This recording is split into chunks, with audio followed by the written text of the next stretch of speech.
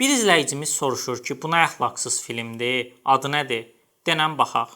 Gəlin göndərdiyi kadrları izləyək. Sən qəhbəsən?